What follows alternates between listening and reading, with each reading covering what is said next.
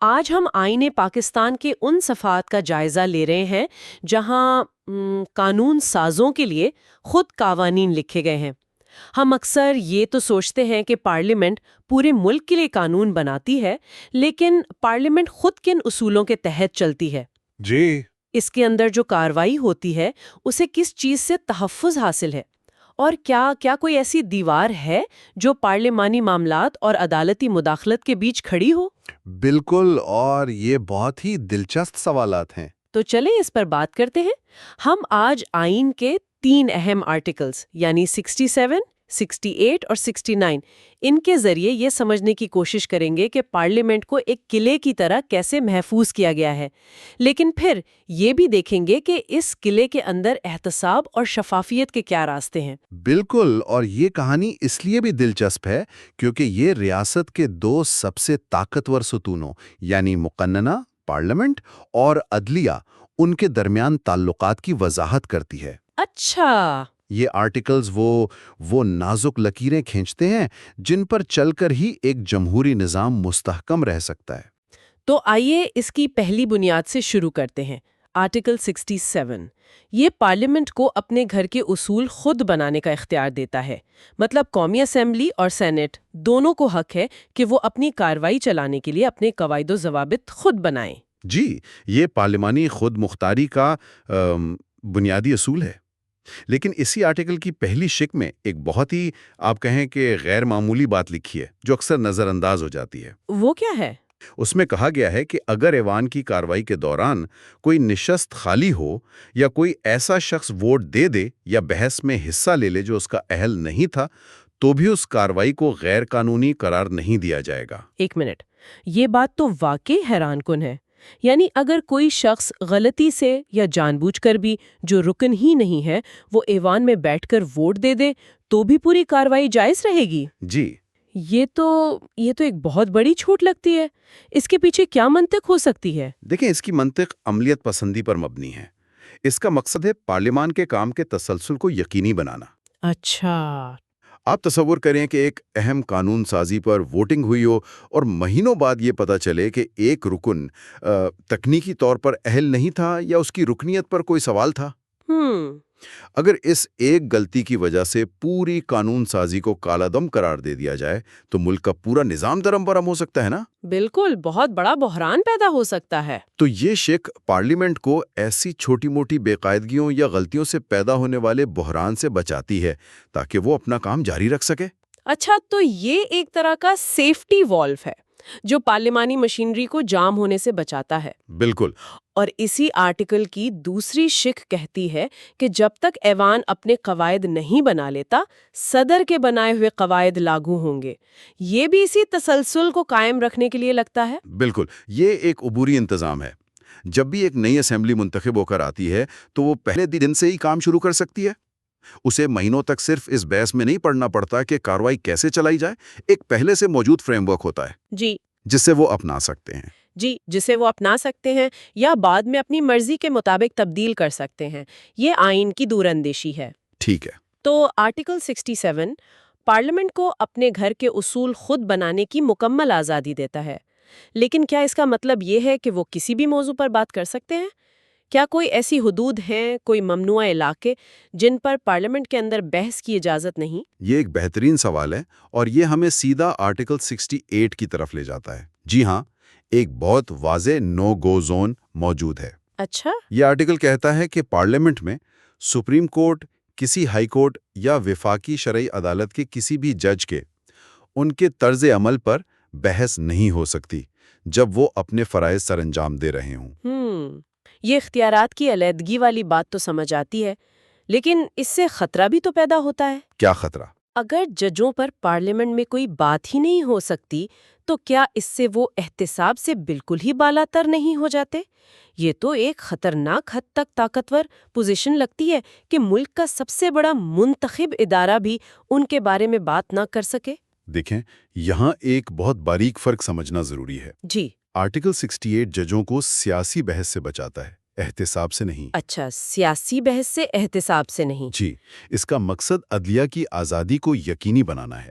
اگر پارلیمنٹ میں ججوں کے فیصلوں پر سیاسی پوائنٹ سکورنگ شروع ہو جائے تو کوئی بھی جج دباؤ کے بغیر آزادانہ فیصلے نہیں کر سکے گا۔ صحیح۔ وہ ہر فیصلے سے پہلے سوچے گا کہ اس کا پارلیمنٹ میں کیا رد عمل آئے گا۔ لیکن احتساب کا کیا ہوگا پھر؟ جہاں تک احتساب کا تعلق ہے، آئین نے اس کے لیے ایک الگ اور مخصوص راستہ فراہم کیا ہے۔ اور وہ راستہ کیا ہے؟ وہ راستہ ہے سپریم جوڈیشل کونسل۔ اچھا، سپریم جوڈیشل کونسل۔ جی، یہ ججوں کے احتساب کا واحد آئینی ادارہ ہے۔ اگر کسی جج کے طرز عمل کے بارے میں کوئی سنگین شکایت ہو تو اس کی تحقیقات پارلیمنٹ کے فلور پر نہیں ہوتی، بلکہ ایک ایسے فورم پر ہوتی ہیں جو خود سینئر ججوں پر مشتمل ہوتا ہے۔ تو اس طرح عدلیہ کی آزادی بھی قائم رہتی ہے۔ اور احتساب کا عمل بھی شفاف طریقے سے جاری رہتا ہے۔ تو آرٹیکل 68 دراصل مقننہ اور عدلیہ کے درمیان باہمی احترام کی ایک آئینی دیوار ہے۔ یہ بہت اہم وضاحت ہے۔ تو پارلیمنٹ اپنے اصول خود بناتی ہے، یہ ہوا آرٹیکل 67۔ جی اور ججوں پر بحث سے گریز کرتی ہے، آرٹیکل 68۔ بالکل۔ لیکن اب سب سے بڑا سوال یہ پیدا ہوتا ہے کہ اگر پارلیمنٹ اپنے ہی بنائے ہوئے اصولوں کو توڑ دے تو کیا ہوگا؟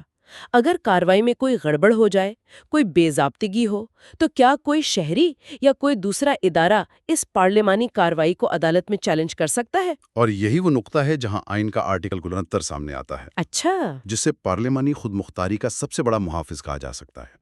یہ آرٹیکل واضح طور پر کہتا ہے کہ پارلیمنٹ کی کسی بھی کارروائی کے درست ہونے پر کسی بھی عدالت میں طریقہ کار کی بے قاعدگی یعنی irregularity آف پروسیجر کی بنیاد پر سوال نہیں اٹھایا جا سکتا۔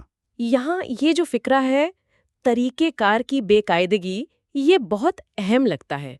اس کا کیا مطلب ہے؟ کیا یہ ہر قسم کی غلطی کو تحفظ دیتا ہے؟ اس کو سمجھنے کے لیے ایک مثال لیتے ہیں۔ جی ضرور۔ فرض کریں پارلیمنٹ ایک فٹ بال میچ ہے اور اسپیکر اس کا ریفری ہے۔ ٹھیک ہے۔ آرٹیکل 69 یہ کہتا ہے کہ عدالت میچ ختم ہونے کے بعد یہ تو دیکھ سکتی ہے کہ کیا جیتنے والی ٹیم نے کھیل کے بنیادی اصولوں کے مطابق کھیلا، یعنی قانون آئینی تھا یا نہیں۔ لیکن وہ میچ کے دوران ریفری کے کسی فیصلے، کسی سیٹی یا کسی فاؤل پر سوال نہیں کر سکتی، چاہے وہ فیصلہ بظاہر غلط ہی کیوں نہ لگ رہا ہو۔ مطلب وہ یہ نہیں پوچھ سکتی کہ کسی کھلاڑی کو بولنے کے لیے 5 منٹ کیوں دیے گئے اور دوسرے کو 3 منٹ کیوں؟ بالکل، یہی ہے طریقہ کار کی بے قاعدگی۔ واہ، یہ تو ایک بہت بڑی دیوار ہے۔ یعنی پارلیمنٹ کے اندر جو کچھ ہو رہا ہے وہ ایک بلیک باکس کی طرح ہے جس میں عدالت نہیں جھانک سکتی۔ لیکن کیا اس شق کا غلط استعمال نہیں ہو سکتا؟ کیسے؟ اگر کوئی اسپیکر جو کہ ریفری ہے وہ جان بوجھ کر کسی اپوزیشن رکن کو بولنے کا موقع نہ دے یا کسی اہم بل پر بحث کو ہی دبا دے، تو کیا یہ تحفظ اس کے اس عمل کو بھی جائز کرا دے گا؟ اور یہاں پر ایک بہت دلچسپ اور گہری آئینی کشمکش پیدا ہوتی ہے۔ یہ وہ نازک توازن ہے جہاں پارلیمنٹ کی خود مختاری اور آئین کی بالادستی کے درمیان تصادم ہو سکتا ہے۔ اچھا، آرٹیکل 69 کا تحفظ بے قاعدگی کے لیے ہے، کسی غیر آئینی کام کے لیے نہیں۔ یعنی irregularity اور illegality میں فرق ہے۔ بالکل، اگر اسپیکر کا کوئی اقدام صرف طریقہ کار کی خلاف ورزی نہیں بلکہ آئین کے کسی بنیادی اصول، مثلاً بنیادی انسانی حقوق یا جمہوریت کے اصولوں کی صریحاً خلاف ورزی ہو تو عدالتیں مداخلت کر سکتی ہیں۔ تو ایسا ہوا بھی ہے کبھی؟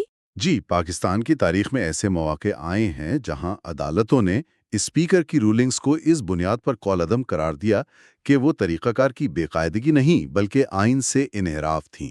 یہ لکیر بہت باریک ہے اور اس پر ہمیشہ بحث جاری رہتی ہے۔